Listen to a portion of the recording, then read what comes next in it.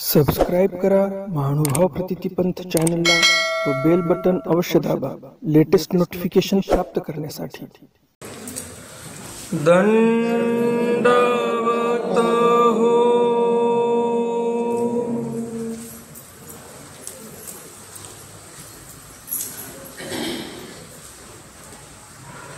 भिक्षु वराडा गमणे श्री प्रभु कन्या आऊ बळवत्तरे सांगणे।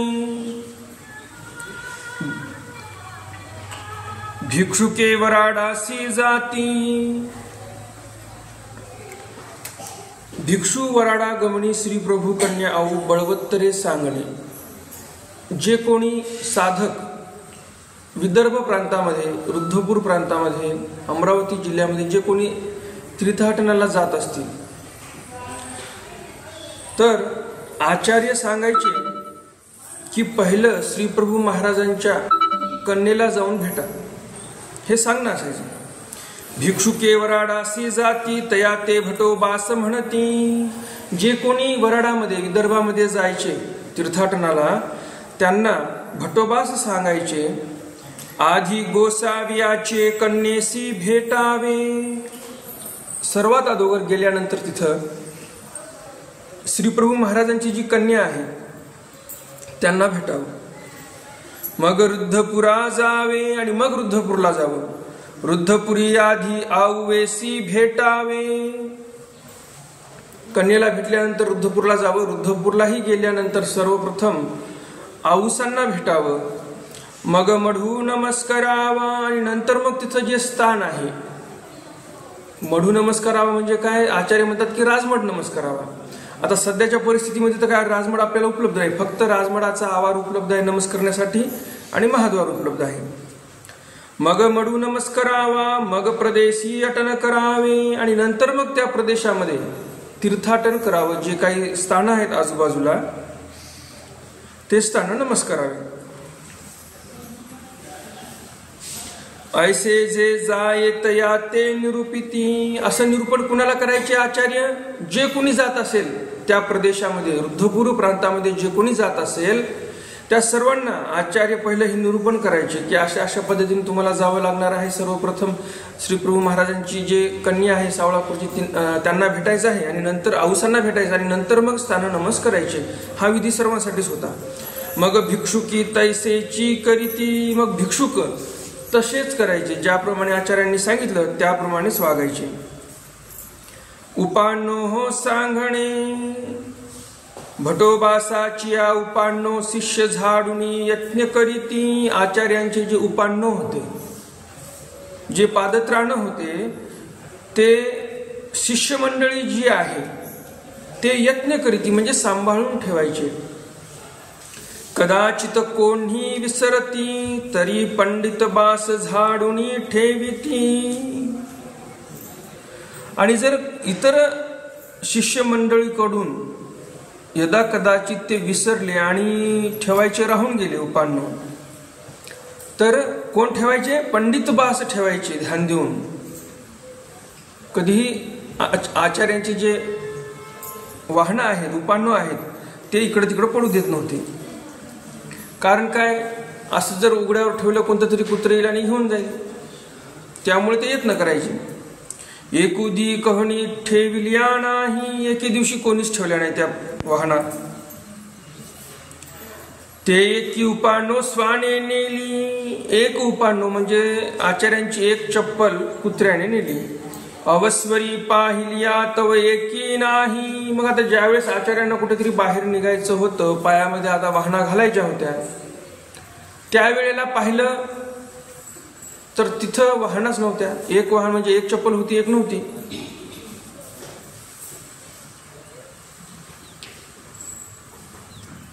ते देखोनी भटोबासी म्हणितले। ते पाहून भटोबास म्हणतात माझी वाहना पंडित ठेवी म्हणून जतन होती। माझ्या वाहना पंडित बास ठेवायचे म्हणून जतन होत होत्या।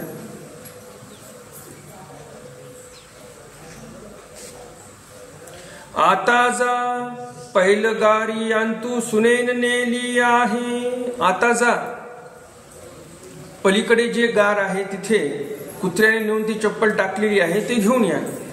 एक गेले, शिष्यमंडळीपैकी एक शिष्य आचार्यांचा तिथे जाऊन पाहून आला.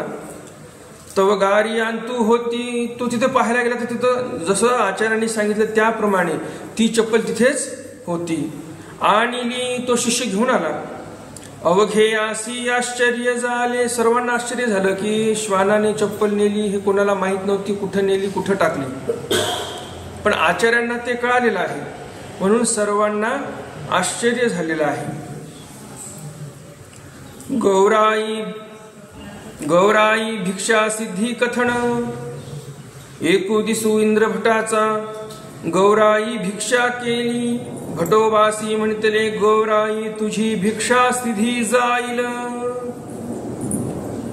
एके दिवशी गौराईसांनी भिक्षा केली म्हणजे दीक्षा घेतली. जे इंद्रभटांची गौराईस होती त्यांनी दीक्षा घेतली आणि त्यावर भटोबास म्हणतात की गौराई तुझी भिक्षा सिद्धी जाईल म्हणजे तुझा संन्यास जो आहे तो सिद्धीस जाईल. तुझा मनोधर्म गोसावी सांगितला आहे. स्वामींनी स्वतः सांगितलेलं आहे तसं. गौराईसा सुख झाले अंक. गौराईसांना सुख झालं आचार्यांच्या मुखातून असे उद्गार निघाल्यामुळे. लखू देव बाझोळीये लग्नानुवादू. एकू दिसू भटोबासी लखुदेव बासा ते म्हणितले लखुदेया तुझ आणि झोळीये लग्न लाविले आहे अंक. एके दिवशी आचार्य लखुदेवबांना म्हणतात की तुझं आणि झोळीचं लग्न लावलेलं आहे. आता मरेपर्यंत या झोळीला सोडायचं नाही, दररोज भिक्षा मागायची. उपाध्या रावस गावी वासू सांगणे. उपाध्यांना रावसगाव इथे राहण्यासाठी आचार्य सांगतात. उपाधी भटोबासा पासी भिक्षा केली. उपाध्यांनी भटोबासांपाशी दीक्षा घेतली. बहुत अक्षम झाले. बऱ्याच वर्षानंतर उपाध्यबास हे अक्षम झाले म्हणजे काहीतरी रुजा झाली असेल, तब्येत बिघडली, अशक्त झाले वयामानाने, वयोवृद्ध झाल्यामुळे. त्यावर मग आचार्य म्हणतात, मग भटोबासी म्हणितले आचार्य म्हणतात उपाध्य हो तुम्ही रावस गावी राहा. उपाध्य हो तुम्ही रावस गावला राहा असं आचार्य उपाध्यबासांना सांगतात. शोधू दादो तुम्ही तुमची निंदा कोणी न करी. तुम्हा गोसावी वरू दिधला असे. मग ते रावस गावी असती.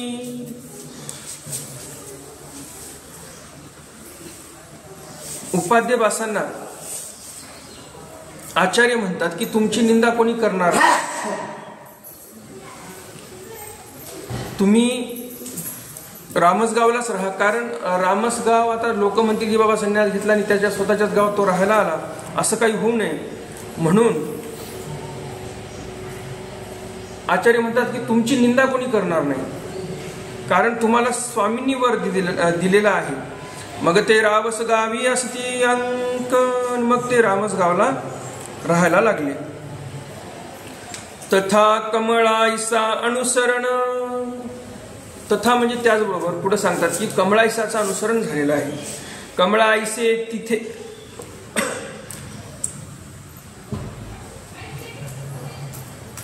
कमळाईसे ती उपाध्य बासाची धाडी. तयाचे हात रिते ऐकोणी उपाध्य बास तया ते घेऊन आले.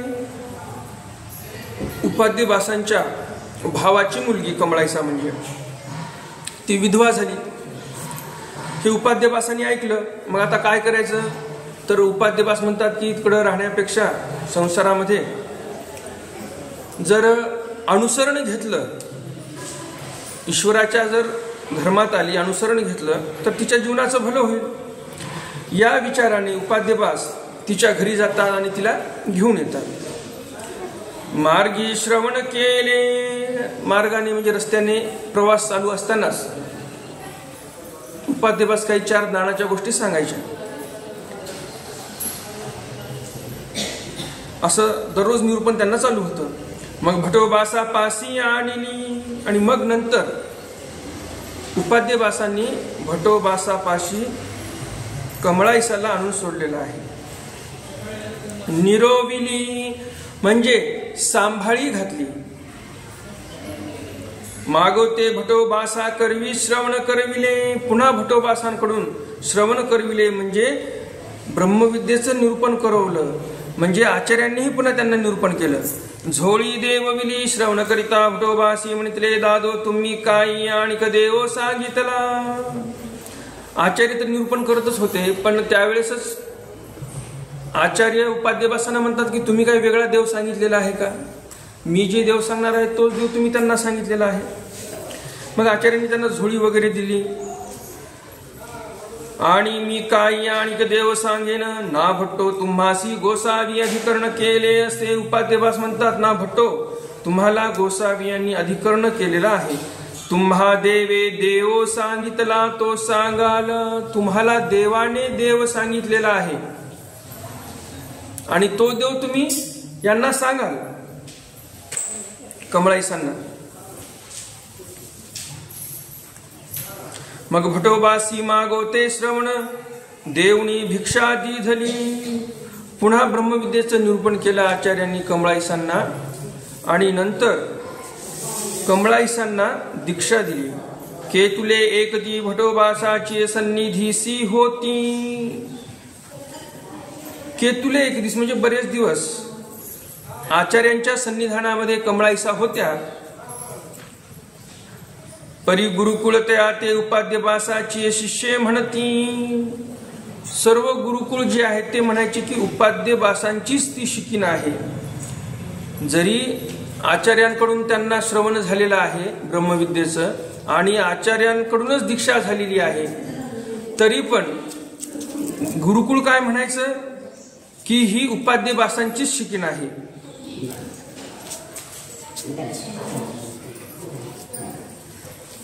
मग रावस गावा गेली आणि मग रामसगावला कमळाईसा गेल्या.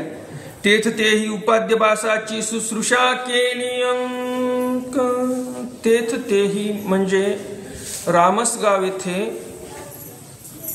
त्या कमळाईसांनी उपाध्यबासांची सेवा केली त्यांच्या वृद्धापकाळामध्ये.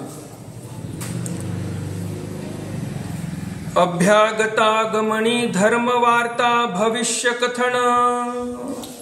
अभ्यागतागमनी म्हणजे अभ्यागत आज येणार आणि चांगली इथे धर्मवार्ता होणार असं कथन आचार्यांनी केलं. एकू दिसू सकाळीची भटोबासी समजता ते म्हणितले. एके दिवशी आचार्य सकळ गुरुकुळाला म्हणतात, आजी कहणी विजना जावो नको गा. आज कुणीही विजनाला जाऊ नका. आजी अभ्यागत येतील. आज अभ्यागत येणार आहेत. थोर धर्मवार्ता होईल आणि थोर म्हणजे मोठी धर्मवार्ता होणार आहे आणि त्या धर्मवार्तेचं श्रवण सर्वांना झालं पाहिजे. त्या धर्मवार्तेचा लाभ सर्वांनी घेतला पाहिजे. म्हणून अगोदरच आचार्यांनी सांगून दिलं सर्व गुरुकुळाला की तुम्ही आता आज विजनाला जाऊ नका. आजी अभ्यागत येतील. थोर धर्मवार्ता होईल ऐसे भविष्य सांगितले. अशा प्रकारे भविष्य सांगितलेलं आहे आचार्यांनी. मग कव्हणी विजनाल वचेची. मग आता आचार्यांची आज्ञा होती तर मग कोण विजनाला जाणार आहे? कोणीच विजनाला गेले नाही त्या दिवशी. तव केशवबास आणि गोपाळ पंडित ऐसे एकत्र मिळवून आले. तेव्हा केशवबास आणि गोपाळ पंडित असे दोघेही एकत्र मिळून तिथे गुरुकुळाच्या ठिकाणी आलेले आहेत. भेटी झालिया. भेट झाली. संभ्रमू झाला. जे काही अभ्यागत वृत्ती होती करायची ती झाली. मग बरवी अपूर्व धर्मवार्ता झाली. चांगल्या प्रकारे धर्मवार्ता तिथे झाली. अवघेया मंगळ काळू झाला. आश्चर्य झाले अंक. धर्मवार्ता झाली म्हणजे काय झालं तर एक प्रकारचा तो मंगळ काळ आहे. तर असा मंगळ काळ तिथे गुरुकुळामध्ये वर्तला आणि मग जे काही नवीन कोणी शिष्यमंडळी मार्गामध्ये आली असेल, ज्यांना आचार्यांविषयी एवढी माहिती नव्हती, त्यांना आश्चर्य झालं की आचार्यांनी कसं बरोबर भविष्य वर्तवलेलं होतं आणि ते सत्य झालं.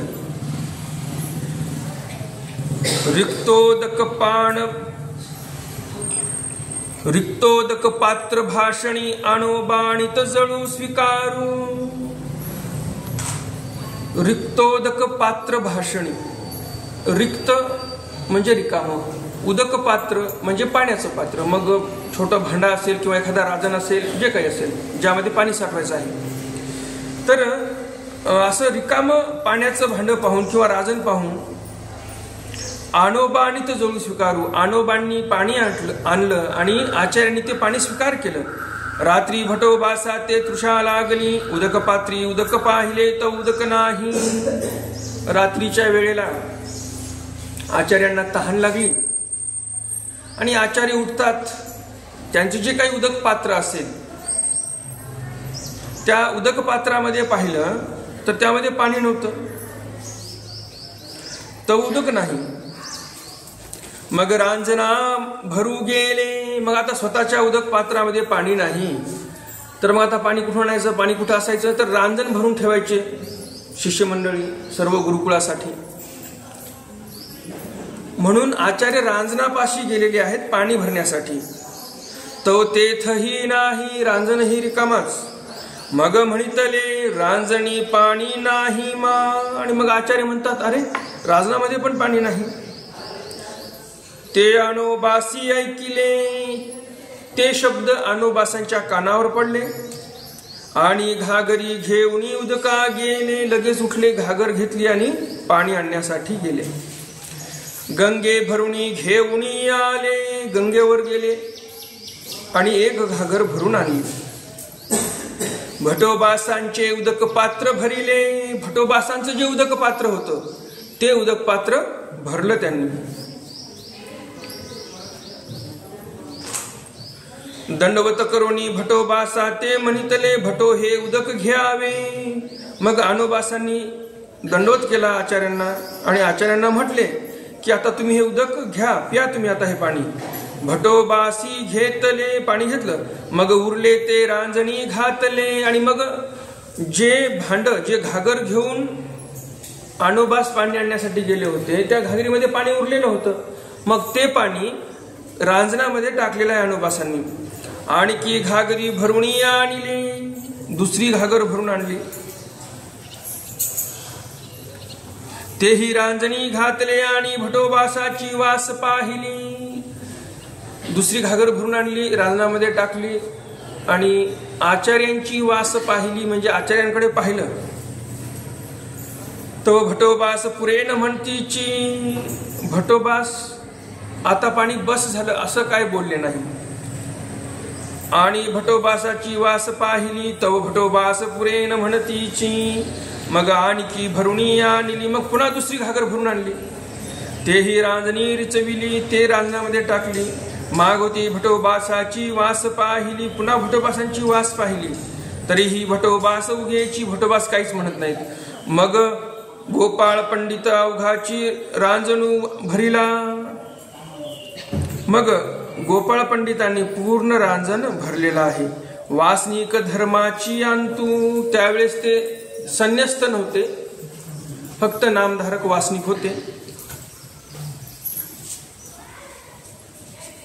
आचार्यांनी त्यांना पाणी बस झालं असं म्हटले नाही. कारण काय, 700-500 गुरुकुळ आहे आणि विचार करा तुम्ही, जर पिण्याचं पाणीच नसेल तिथं आणि काही कुणाला ठसका भरला, काही झालं, रात्रीला कोणाला तहान लागली एकदम अचानक, पाऊस चालू झाला, मग त्या वेळेला काय करायचं. पाणी ही अशी वस्तू आहे, अशी गोष्ट आहे की ती घरामध्ये पाहिजे. बाकी काही असो नसो काही देणं घेणं नाही, परंतु किमान पाणी हे असणं महत्वाचं आहे.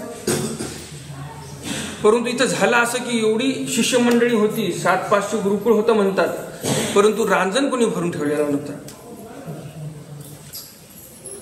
आणि पाणी हे अत्यावश्यक वस्तू आहे म्हणून आचार्य काय आणोबासांना बस झालं म्हणत नाही. पूर्ण रांजण भरला त्यावेळेस त्यांना विश्रांती मिळाली. नाहीतर एक घागर टाकली की लगेच अनोबास आचार्यांकडे पाहायचे की आता बस म्हणतील. पुन्हा दुसरी घागर भरून आणली, पुन्हा टाकली की पुन्हा आचार्याकडे पाहायचे की आता बस म्हणतील. आचार्य काय बस म्हटले नाही. ते पूर्ण रांजण भरला त्यावेळेसच मग ते विश्रांती करण्यासाठी गेले. तथा पुनरागमनी जाया दुःख निवृत्ती. पुनरागमनी ज्यावेळेस गोपाळ पंडित पुन्हा आले परमार्गामध्ये, त्यावेळेस जाया म्हणजे पत्नी, त्या पत्नीचं देहावसान झालं होतं गोपाळ पंडिताच्या, म्हणून त्यांची दुःख निवृत्ती आचार्यांनी केलेली आहे. गोपाळ पंडित गावा गेले तौतयाची ब्राह्मणी सरली. गोपाळ पंडित गावाकडे गेले आणि त्यांची पत्नी सरली. मग भटोबासाची भेटीसी आले, आचार्यांच्या भेटीला आले आणि ते दुःख निरपोनी काढले. आचार्यांच्या फक्त भेटीला आले.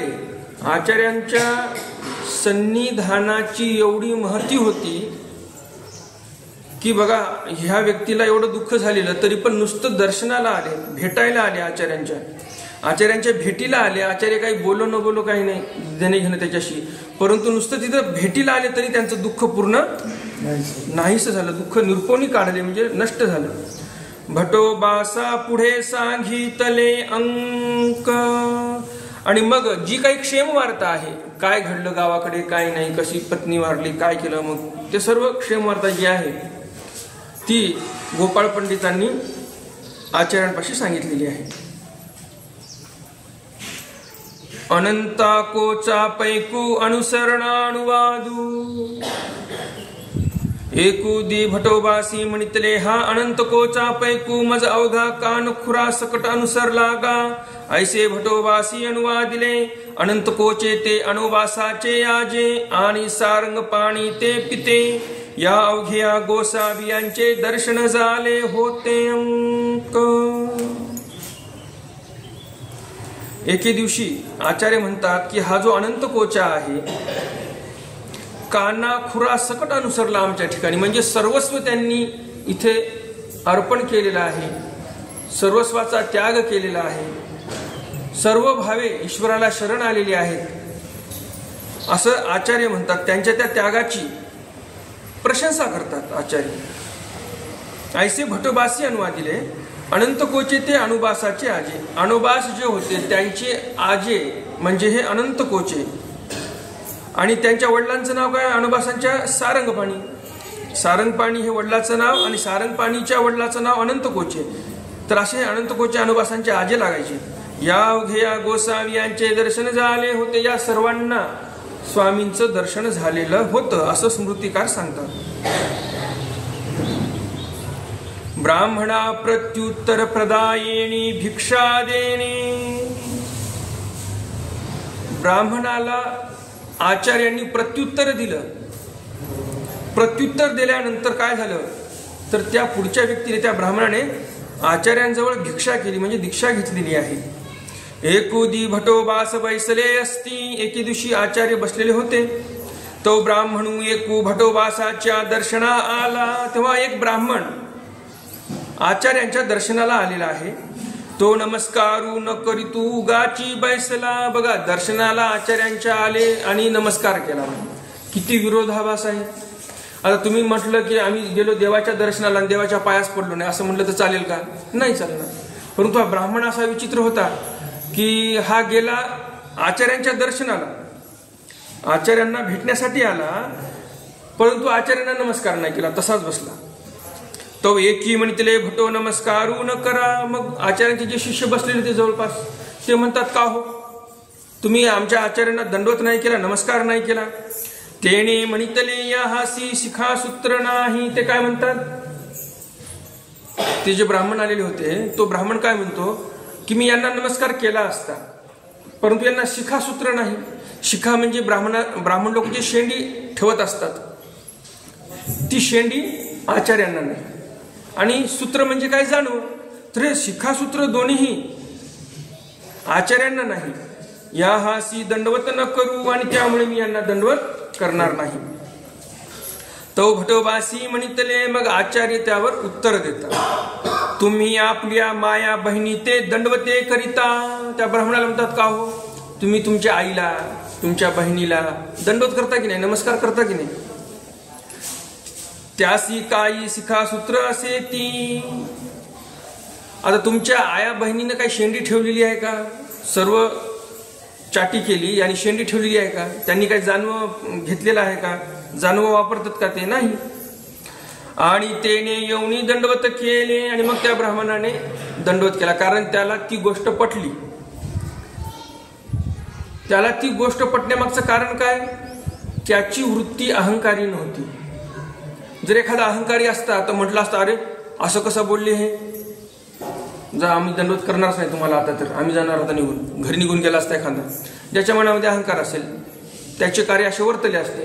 परंतु हा ब्राह्मण जो होता अहंकारी नव्हता. आचार्यांनी जे शब्द बोलले ते शब्द त्याला पटले आणि लगेच आचार्यांच्या त्या शब्दाचं सामर्थ्य तसं होतं.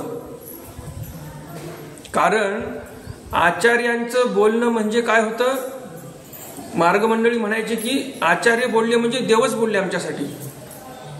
कारण स्वामींनी पण सांगितलेलं आहे की हा काय आपले बोलेल, हा यथीचाची बोलेल की. बाईसांनी एकदा प्रश्न केला स्वामींना, म्हणजे स्वामींनी पहिलं निरूपण केलं आचार्यांना. बाईसा काहीतरी व्यापारामध्ये कामामध्ये होत्या, इकडे तिकडे काहीतरी कामात व्यस्त असल्यामुळे ते काय निरूपण ऐकण्यासाठी येऊ शकले नाही. मग बाईसा म्हणतात, जी म्हणे आता तुम्ही जे निरूपण केलं ते मला सांगा. त्यावर स्वामी म्हणतात, बाई नागदेवाला विचारा. मग बाईसा आचार्यांना विचारतात की बाबा काय निरूपण झालं मला सांगा. मग आचार्यांनी जे स्वामींनी निरूपण केलं होतं आचार्यांना तेच निरूपण बाईसांना केलं. मग बाईसा तरी पण प्रश्न करतात पुन्हा, बाबा हे असंच आहे का, तुम्ही सांगितलं असंच सांगितलं. स्वामी म्हणतात, बाई हा काय आपला बोलेल, ते काय स्वतःचं बोलणार आहेत का, स्वक्तीचं बोलणार आहेत का, नाही. हा काय आपला बोलेल, हा यथीचाची बोलेल की. म्हणजे आम्ही जे सांगितलं तेच यांच्या मुखातून निघेल. काही अन्य अर्थ स्वक्तीचं हे कधीही आचार्यांच्या मुखातून निघणार नाही. तर असं स्वामींचंही म्हणणं होतं. स्वामींचं एक प्रकारचं वरदान होतं की यांच्या मुखातून जे निघेल ते आमचंच बोलणं असेल. तर असं त्यांच्या वाणीचं सामर्थ्य होतं. आणि त्या सामर्थ्यामुळे या ब्राह्मणाला जे काही त्यांच्याकडून चूक घडली ती चूक लक्षात आली. लगेच त्यांनी आचार्यांपुढे साष्टांग दंडवत घातले, भिक्षा केली, अनुसरला, लगेच संन्यासच घेतला. घरी जातो, माझ्या आईला बहिणीला विचारतो, माझ्यावर जबाबदाऱ्या आहेत, काहीच नाही. आवड आहे ना, मग ते सर्व घरचं एका क्षणामध्ये त्याग केला त्यांनी, लगेच अनुसरण घेतलं.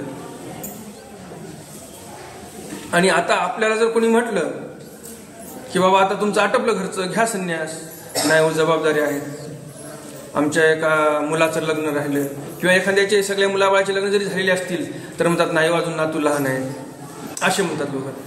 आणि इथं बघा हे ब्राह्मण काय म्हणतात, शब्दासरीसे आचार्य तर म्हटले पण नाही की अनुसरण घ्या, तरी पण सरळ त्यांनी अनुसरण घेतलं, पटलं त्यांना ते. महात्म्या गौराई सदृशाचारू कथन, महात्म्या गौराई सदृशाचारू कथन. आचार्य महात्म्यांना सांगतात गौराई सदृश म्हणजे त्यांच्यासारखा आचार तुम्ही करत जा. सदृशाचारू त्यांच्या सदृश आचार करा, असं कथन आचार्य करतात. एकू दिसू भटोबासी एकावरुणी म्हणितले. काहीतरी एक प्रसंग घडला आणि त्या प्रसंगावरून आचार्य सर्व शिष्य मंडळींना सांगतात, ये उंबरी गौराईसे उठतील बैसतील तैसिया उठावे बैसावे. ह्या ज्या उंबरी गौराईसा आहेत यांच्यासारखं सकळ या मार्गमंडळीने समस्त गुरुकुळाने उठावं आणि बसावं, उठबस त्यांच्याकडून शिकावी.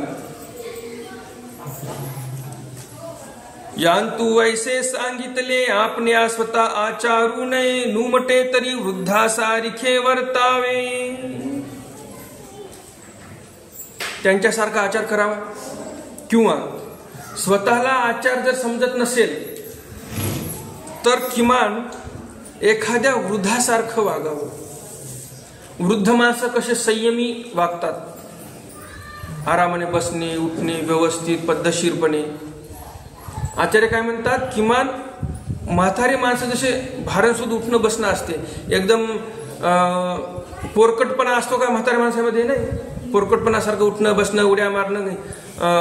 कुठंतरी असं काही धर्मवार्ता चालू असते तर बाजूला बसणं हसणं मोठ्या मोठ्याने बोलणं उड्या मारणं असं काही करतात का म्हातारे माणसं? नाही. तर आचार्य म्हणतात किमान वृद्धासारखं तरी आपण वर्तन केलं पाहिजे. फार तुम्हाला ज्ञान जरी नसेल, फार तुम्हाला गुह्य तत्वज्ञान माहिती नाही, कोणतं आचारस्थळ घोकलेलं नाही, कोणतं आचारमाळिका किंवा जे काही आचार प्रकरण स्वामींनी सांगितलेलं आहे आपल्याला, त्याचं जरी आपलं अध्ययन झालेलं नसेल तर आचार्यांनी एक ढोबळ अर्थाने सांगितलं की किमान एवढं तरी तुम्ही पालन करा.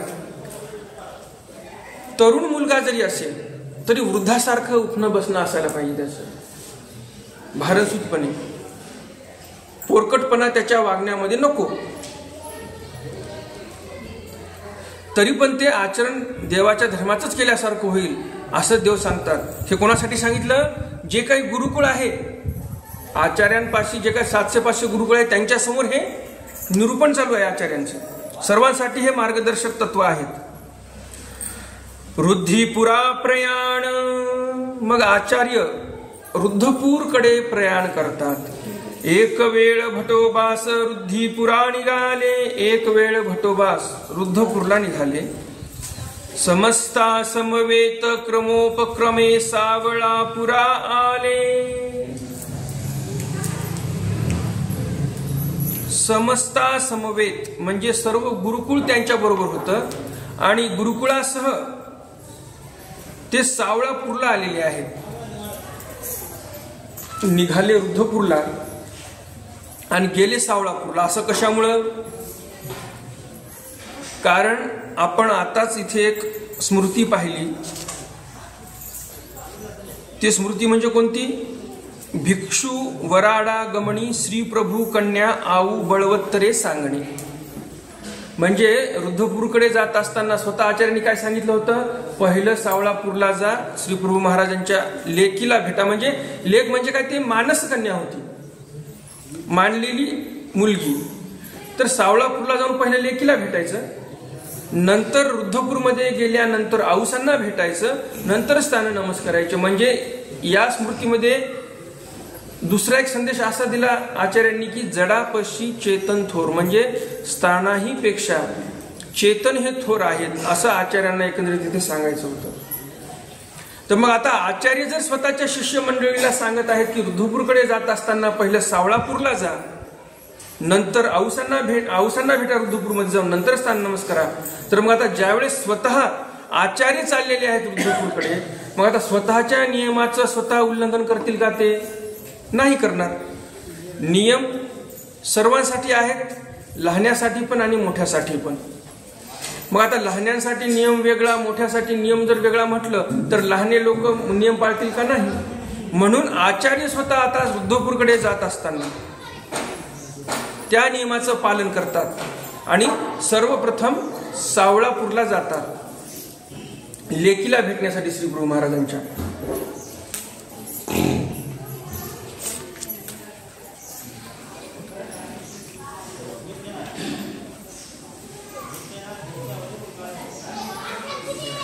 एक वेळ भटोबास रुद्धिपुरा निघाले. एक वेळ आचार्य रुद्धपूरला निघाले.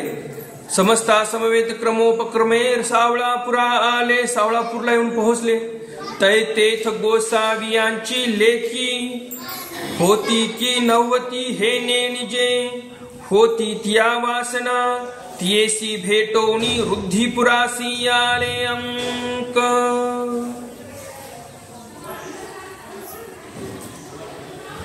सावळापूरला सर्व पोहोचलेला आहे. मार्ग जे काही गुरुकुळ आहे ते पोहोचलेला आहे. काही महानुभाव म्हणतात ज्यावेळेस आचार्य तिथं गेले त्यावेळेस त्यांची मुलगी तिथे होती किंवा नाही हे माहिती नाही.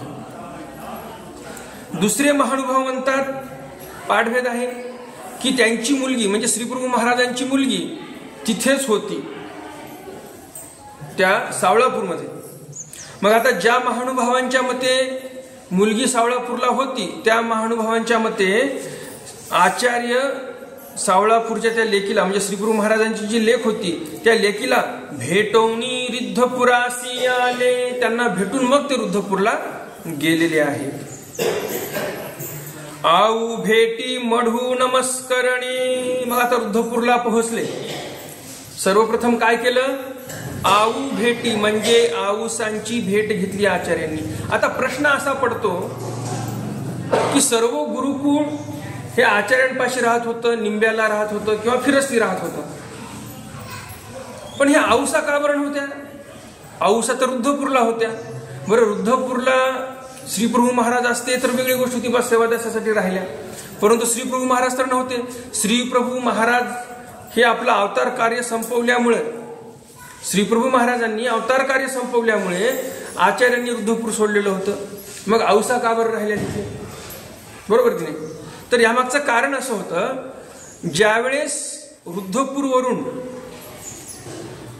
आचार्यांची शिष्य मंडळी आणि आचार्य निघाले, कारण काय तर श्रीप्रभू महाराजांनी अवतार कार्य संपवलेलं होतं. मग आता त्यावेळेस आचार्य म्हणतात औसांना की चला आता तुम्ही पण आमच्या बरोबर मार्गमंडळी सोबत. औसा म्हणतात मी येणार नाही, कारण ज्यावेळेस रुद्धपूरवरनं आचार्य आणि आचार्यासोबत ते सर्व भक्त मंडळी निघाली, त्यावेळेस ते कुणीकडे निघाले होते? स्थान नमस करण्यासाठी गंगातीरकडे निघालेले होते.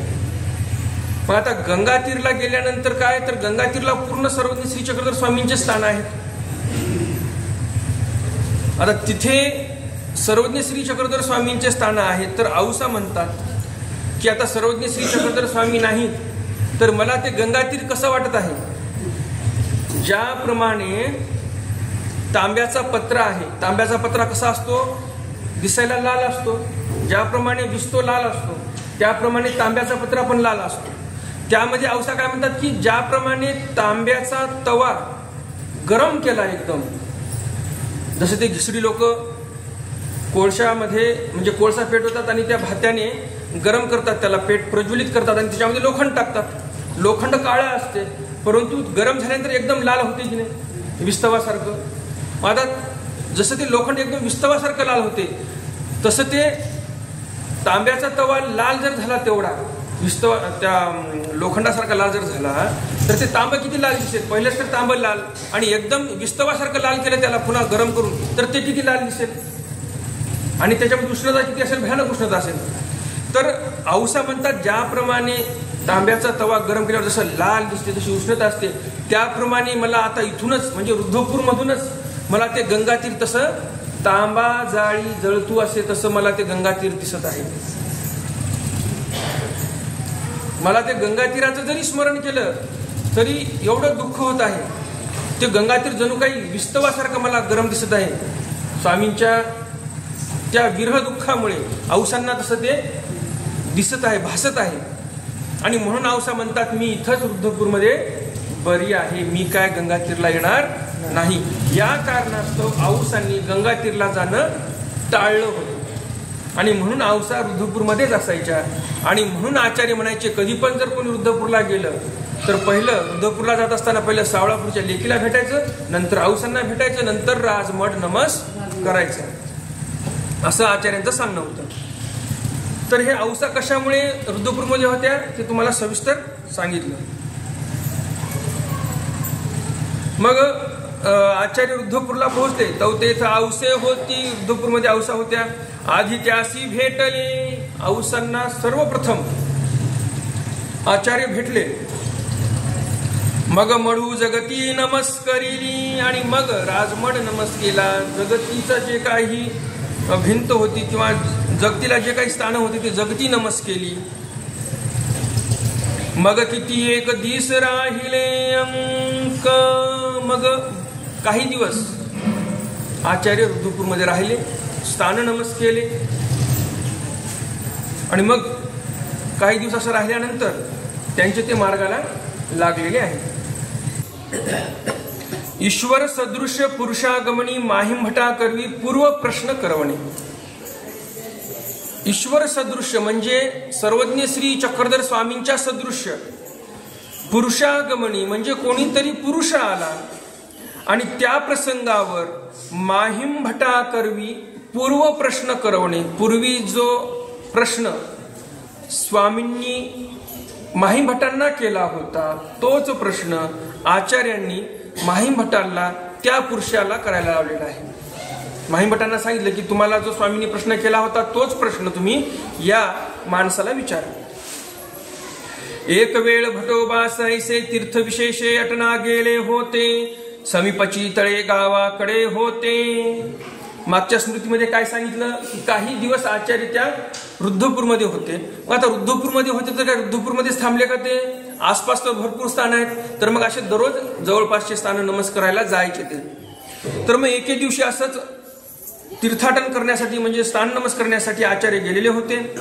रुद्धपूर पासून जवळच एक तळेगाव नावाचं गाव आहे आणि त्या गावी आचार्य होते. माहिम भट्ट मुख्य अवघेची मढी होते. माहिम भट्ट मुख्य अवघेची, माहिम भट्ट मुख्य करून अवघेची म्हणजे बहुतांश गुरुकुळ तिथंच होतं. काही मोजके 4-2 शिष्य घेऊन आचार्य गेले असतील कदाचित तळेगावला. तर माहिम भट्ट मुख्य करून अवघे मढीची होते म्हणजे त्या राजमठामध्येच होते रुद्धपूरला. तो गोसाविया सारिखे पुरुष एक आले, येऊनी आबाईसाची ओटियावरी निवांत बैसले. आबाईसांचा जो ओटा होता त्या ओट्यावर येऊन ते पुरुष बैसले. कोणते पुरुष? जे स्वामींसारखे दिसत होते. 32 लक्षणी मूर्त ज्यांची होती, 32 लक्षणी शरीर ज्या पुरुषाचं होतं तोच पुरुष आबाईसाच्या ओट्यावर येऊन बसलेला आहे.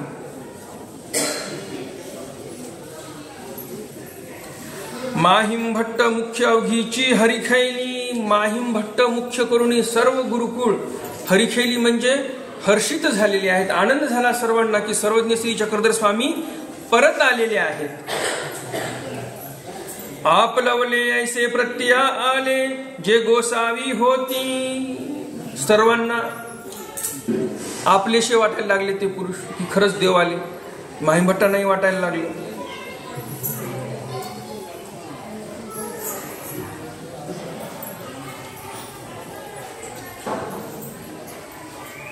सर्वांना असं वाटलं की ते स्वामीच आहेत. मग माहिम भट्टी भटोबासा ते बोलावू पाठविले. मग माहिम भटांनी आपल्या काही शिष्यांजवळ निरोप सांगितला की जा लवकर जाऊन आचार्यांना बोलावून घेऊन या आणि गोसावी आले आहेत असं सांगा. भटोबास तेथची तळे गावापासी होते. तळेगावाच्या जवळच कुठेतरी विजनाला बसलेले होते. भटोबासा पुढा सांगितले. त्या शिष्यमंडळीने जाऊन आचार्यांपुढे सांगितलं की सर्वज्ञ श्री चक्रधर स्वामी आलेले आहेत रुद्धपूरमध्ये. भटोबासी आई कोणी म्हणितले जातेत माहिम भट्ट असती ते आते ऐसे म्हणावे. भटोबासांना काय भरोसा पटला नाही, कारण स्वामींनी सांगितलं होतं की आता तुम्हा नवया संबंधी म्हणजे आता तुम्हाला पुनःसंबंधित संबंध होणार. आता या जन्मात तर काय आम्ही तुम्हाला भेटणार नाही असं स्वामींनी सांगितलेलं होतं. आचार्यांना त्या शब्दावर विश्वास होता आणि म्हणून आचार्यांना काय ते पटलं नाही की देव आले असतील म्हणून. आचार्य म्हणतात की हे कोणीतरी दुसरंच असेल कदाचित, मनातल्या मनात त्यांना वाटते. कारण तुम्हाला तर माहितीच आहे, जसं बऱ्याच काही स्मृतीमध्ये आलेलं आहे की दुसऱ्या गावी काय घटना घडली ते आचार्यांना इकडे कळायची. म्हणून आचार्यांना हेही कळायला होतं की ते काही देव नाहीत. आणि जर त्यांना कळालं असतं खरंच देव आहेत का तर लगेच आचार्य स्वतःच धावत गेले असते. मग माहिम भट्टांपाशी निरोप काय पाठवतात? माहिम भट्टांनी जे शिष्य पाठवले होते आचार्यांजवळ त्या शिष्यांजवळ माहिम भट्टांसाठी आचार्य निरोप पाठवतात. काय निरोप पाठवतात? तुम्हासी गोसावी प्रथम भेटी जो प्रश्न केला तो तया करावा. आचार्य म्हणतात माहिम भट्टांना सांगा की पहिल्या भेटीमध्ये स्वामींनी तुम्हाला जो प्रश्न केला होता तोच प्रश्न या पुरुषाला करा. तयासी जरी तेही प्रत्युत्तर दिधले तरी मागुते माते बोलावू पाठवावे. आचार्य म्हणतात त्या व्यक्तीने जर या प्रश्नाचं उत्तर बरोबर दिलं तर मग मला बोलवण्यासाठी पुन्हा पाठवा, मी नक्की येईल. मग ते गेले. शिष्यमंडळी निघाली वापस रुद्धपूरकडे माहिम भट्टांना सांगण्यासाठी निरोप. तैसेची माहिम भट्टा पुढे सांगितले. माहिम भट्टांपुढे सांगितलं. तेही म्हणितले हो का. त्या शिष्यमंडळीने जाऊन सांगितलं माहीमठांना की तुम्हाला स्वामींनी जो प्रश्न विचारला होता तो प्रश्न या पुरुषाला विचारायला सांगितलेला आहे आचार्यांनी. माहीमभट्ट म्हणतात असं आहे का, ठीक आहे. मग माहीमभट्टी तयासी प्रश्न केला. माहीमभट्ट त्या पुरुषापाशी गेले, त्यांना प्रश्न केला. माहीमभट्टी म्हणितले. माहीमभट्ट म्हणतात संस्कृती छेदू होय ऐसी काही प्रतीती आती.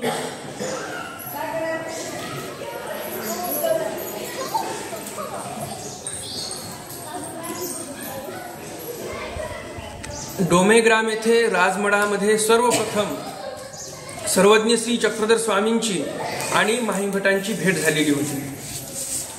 आणि पहिल्या भेटीमध्ये स्वामींनी माहीमभटांना प्रश्न विचारला होता की अत्यंतिक संस्कृती छेद होय ऐसी काही प्रतीती आती, असा प्रश्न होता. तर तोच प्रश्न माहीमभट्टांनी इथे त्या पुरुषाला विचारलेला आहे. संस्कृती छेदू होय ऐसी काही प्रतीती आती म्हणजे हे जे संसार बंधन या जीवाला लागलेली आहेत, या संसारापासून मुक्ती मिळेल असा काही उपाय तुम्हाला माहिती आहे का. तो तेही पुरुषी म्हणितले. मग तो पुरुष काय म्हणतो पुढचा, अभयसाच्या ओट्यावर बसलेला, ते नाथ जाणे. स्वामीच्या सदृश्य जो पुरुष होता तो म्हणतो ते नाथ जाणे, नाथांना माहिती, मला काही माहिती नाही. म्हणून कानावरी हातू ठेविला. असा कानावर हात ठेवला म्हणजे ते नाथ जाणे. त्या तुमच्या प्रश्नाचं उत्तर आम्हाला काय माहिती नाही. मग ते माहीमभट्टी बुधीची बाहेरी नेले. मग भटोबासा ते सांगुनी पाठविले. मग माहीमभट्टांनी स्वतःच त्यांना बाहेर हकलवलं. म्हणे तुमची इथे जागा नाही, तुम्ही काय आमच्या समोर थांबू नका.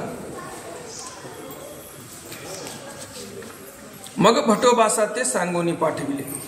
आणि मग शिष्यमंडळी जवळ निरोप दिला. आचार्यांना सांगायला सांगितलं जाऊन की ते कोणीतरी असा वेगळाच माणूस होता, तो काय आपल्या देवासारखा दिसायला होता परंतु आपले देव काय ते नव्हते. मग असा निरोप आचार्यांपाशी पोहोचला. अवघे सांगितले ते ऐकोनी भटोबासी म्हणितले हा मढू नागवला होता.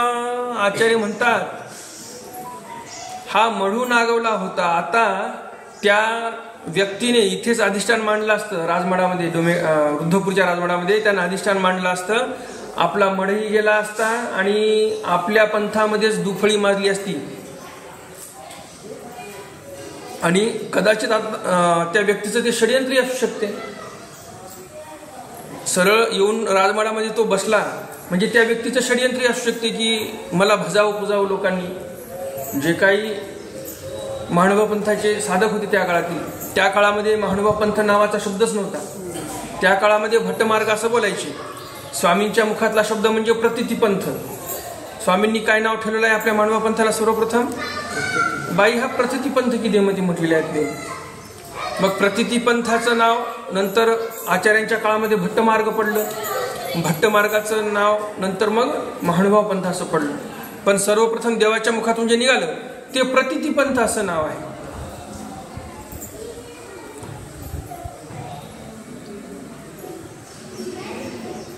तर अशा प्रकारे एका प्रश्नामुळं त्या पुढच्या व्यक्तीची लबाडी सर्वांच्या लक्षात आली आणि त्याला बाहेर हाकलून देण्यात आलं. कोथळोबा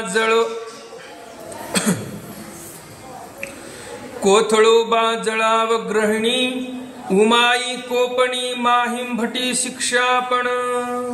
कोथळोबा जळाव ग्रहणी उमाई कोपणी. कोथळोबानी जळाचं म्हणजे पाण्याचं ग्रहण केलं म्हणजे पाणी पिलं, त्यावर उमाईसा कोपल्या. माहीमभटी शिक्षापण. आता उमाईसा कोपल्या म्हणून माहीमभटांनी पुन्हा शिक्षापण केलं उमाईसांना. कोथळोबा तहानेले. कोथळोबांना तहान लागलेली होती. एकुदी उमाईसाची करवती येचे पाणी न पुसत प्याले. उमाईसांना न विचारता उमाईसाची जी करवती होती त्या करवतीचं पाणी त्यांनी पिलं. करवती म्हणजे काय, आताच्या काळामध्ये आपण पाण्याच्या बॉटल वापरतो, जुन्या काळामध्ये पाण्याची पिशवी असायची त्याला करवती म्हणायची. चांभार लोक तयार करून द्यायचे, त्यामध्ये पाणी थंड असायचं. तर उमाईसाची करवती होती, म्हणजे पाण्याची पिशवी होती. तर ते पाण्याच्या पिशवीतून पाणी पिलं कोथळोबांनी उमाईसांना न विचारता. तर उमाईसे कोपली तू शूद्र, माझी करवतीचे पाणी का प्यालासी. उमाईसांनी पाहिलं, उमाईसा लगेच कोपतात. उमाईसा म्हणतात कोथळोबाला की तू शूद्र आहेस आणि तू माझ्या करवतीचं पाणी कसं काय प्यालास बरं, असं उमाईसा म्हणतात. तर उमाईसे कोपली, चांगलीच कोपलेली आहे उमाईसा कोथळोबांवर, चांगल्याच रागावलेल्या आहेत त्या. तव ते माहिमभट्टी ऐकिले, माहिमभटाच्या कानावर ते शब्द पडले. मग म्हणितले, मग माहिमभट्ट म्हणतात, हे ऐसे काही उमाईसे तुम्हा दोही देवाचा संबंधू. माहिमभट्ट म्हणतात, हे ऐसे काही उमाईसे, तुम्हाला दोन्ही देवाचा संबंध आहे आणि तुम्ही असे बोलता. जसं म्हणतात की उथळ पाण्याला खळखळाट असते, जास्त आवाज करते उथळ पाणी. जे पाणी जास्त खोल असते ते एकदम संत वाहत असते, त्याचा आवाजही येत नाही. आता वास्तविक पाहता माहिमभट्ट हे विद्वान ब्राह्मण, हे पण ब्राह्मणच होते ना. उमाईसाही ब्राह्मण होत्या, माहिमभट्ट पण ब्राह्मण होते. परंतु माहिमभट्ट हे प्रकांड पंडित, विद्वान, स्वामींचं तत्वज्ञान, श्री प्रभू महाराजांचं तत्वज्ञान पूर्ण अंगामध्ये त्यांच्या रुजलेलं होतं. आणि उमाईसांचं कसं होतं, उमाईसांना पण दोन्ही देवाचा संबंध होता, दोन्ही देवाच्या सन्निधानात राहिलेल्या होत्या. पण त्यांच्या मनातील असं भावना ज्या आहेत त्या निघालेल्या नव्हत्या. कोणी स्पृश्य, कोणी अस्पृश्य, ह्या ज्या भावना असतात त्या यांच्या मनातल्या निघालेल्या नव्हत्या. एकतर पूर्ण कोणतं ज्ञान नाही आणि त्यामुळं ते जास्त पटकन बोलायच्या, चहापेक्षा कॅटली गरम जरा बोलतात.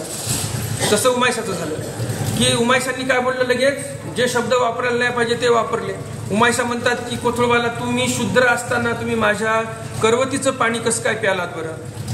हे ऐकलं की पुन्हा माहिमभट्ट जास्त कोपतात. माहिमभट्ट शिक्षा पण करतात उमाईसाला.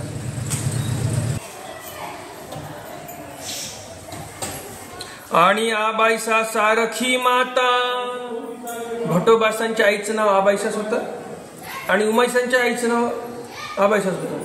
इथं उल्लेख आलेला आहे समोर की आणि आबाईसा सारखी माता, म्हणजे उमाईसा कोण झाली, भटोबासांची बहीण. तर ही उमाईसा म्हणजे भटोबासांची बहीण, दोन्ही देवाचा संबंध, भटोबासासारखा भाऊ, आणि तरी पण काय बोलते कोथळोबाला की तू शूद्र असून माझ्या करवतीचं पाणी का प्याला. भटोबासा सारिखे बंधू, उमाईसा तुला भटोबासासारखा एवढा विद्वान भाऊ आहे, माणबा पंथाचा पहिला आचार्य, आणि तुमचे अजून या ज्ञान फिटले नाही, आणि तुमचे अजून अज्ञान फिटले नाही, तुमचं वर्तणूक सगळं अज्ञानासारखंच आहे. आहा ऐसे तुम्हा काही झाले, असं तुम्हाला का बरं झालं. कोथळ्यासारखे पात्र जर तुमचे करवतीचे पाणी पी, तरी तुझे दैव भाग्य नव्हे. माहिमभट्ट म्हणतात कोथळोबा सारखा जे पात्र आहे, कोथळोबा सारखं महापात्र जर तुमच्या करवतीचं पाणी पित असतील तर ते तुमचं दैव भाग्य आहे. ऐसे शिक्षा पिले, असं शिक्षा पण केलं माहिमभट्टांनी उमाईसाला. मग ती अनुतापली, मग दुःख करायला लागली उमाईसा. माहिमभट्टी म्हणितले घाला कोथळ्यासी दंडवत. माहिमभट्ट म्हणतात नुसतं दुःख करून चालणार नाही, कोथळोबासांसमोर जाऊन दंडवत घाला. ज्या व्यक्तीविषयी आपण दोष आचरलेला आहे, कोणाविषयी काही वाईट बोललो आपण, जसं परमानुभव देवाविषयी पद्मनाभीने वाईट बोललं. पद्मनाभी दुःख करत होते स्वामींपाशी, देव म्हणतात आमच्यापाशी दुःख करून फायदा नाही. कोणाचं चैतन्य पळवलेलं आहे तुम्ही, परमानुभव देवांचं, त्यांच्या पुढे जाऊन तुम्ही प्रसव मोडून या. अंगाला त्यांनी राख शेण माती लावलेली आहे आणि परमानुभव देवा पुढे जाऊन आडवे पडले, माफी मागितली, त्यावेळेस देवाने माफ केलं. म्हणजे परमेश्वर जरी असले, सर्व शक्तिमान परमेश्वर जरी असले, तरी तुमची त्या दोषापासून परमेश्वर मुक्तता करत नाहीत.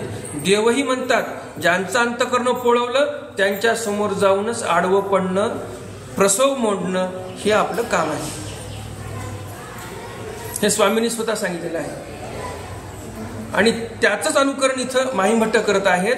माहिमभट्ट म्हणतात अंतकरण तुम्ही दुखवलं, कोणाचं, कोथळोबांचं अंतकरण दुखवलं, माझ्यापाशी दुःख करून काही फायदा नाही. कोथळोबा समोर जाऊन दंडवत घाला म्हणतात. घाला कोथळे अशी दंडवत. हो का उमाईसा म्हणतात ठीक आहे. मग उमाईशी कोथळोबासासी दंडवत घातले. उमाईसांनी कोथळोबांना साष्टांग दंडवत घातले. नेणेची बा चुकलीये पापिणी. कोथळोबांना मग उमाईसा म्हणतात मी चुकले. मी नेणेची म्हणजे मला काही तेवढं ज्ञान नाही, मला माहिती नव्हतं, माझी चूक झाली, मी पापिणी आहे असं म्हणून दंडवत घालतात उमाईसा. मग कोथळोबान तया ते उठविले अंक. आणि मग कोथळोबांनी त्यांना उठवलं.